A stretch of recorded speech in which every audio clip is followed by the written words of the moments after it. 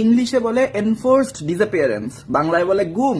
যে সরকারি ক্ষমতায় আসুক এটা করতে পারলেই খুশিতে বাকবাকম।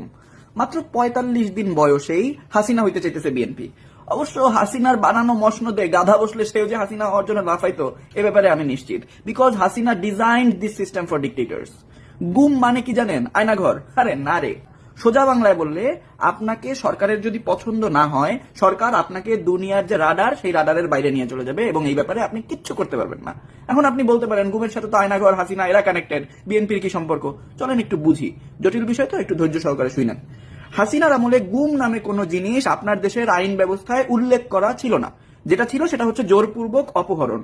তফাৎটা কি? মনে করেন আপনার বাপ চাচার মধ্যে জায়গা জমি নিয়ে বহুত কেচাল চলতেছে। এমন একদিন আপনার চাচা আপনার একা পাইয়া একটা গোপন জায়গায় নিয়ে আটকায় ফেলাইলো, ওইটা হইতেছে অপহরণ।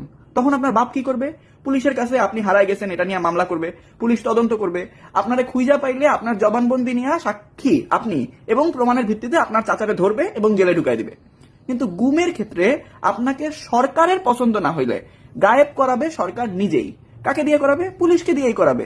এখন এইটা ঠেকাইতে আপনি কি কিছু করতে পারবেন? না তো, কারণ যে হারায় গেছে তারা তো খুঁজেই পাবে না কেউ কোনোদিন। সাক্ষী পাবেন কই আপনি?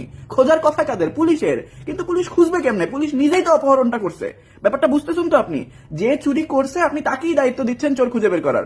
কনফ্লিক্ট অফ ইন্টারেস্ট বলে এই জিনিসটাকে। এই এখন আমরা ঢুকলাম ইউনুসের আমলে জারি করা অধ্যাদেশগুলোর মধ্যে। ইউনুসের আমলে অনেকগুলো জারি করা অধ্যাদেশের মধ্যে একটা ছিল মানবাধিকার কমিশন অধ্যাদেশ, আর একটা ছিল গুম প্রতিরোধ ও প্রতিকার অধ্যাদেশ।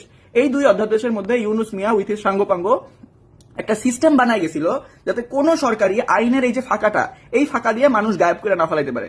কিন্তু বিএনপি বলতেছে আমরা এই অধ্যাদেশ রাখবো না।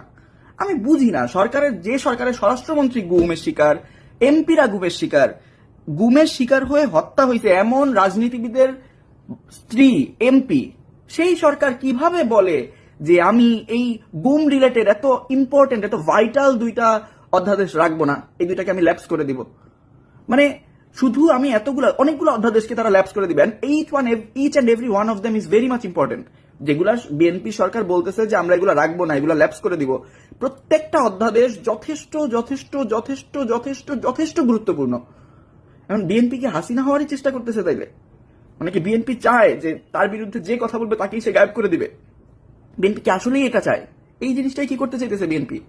কি চায় তারেক রহমান? কি চায় বিএনপি?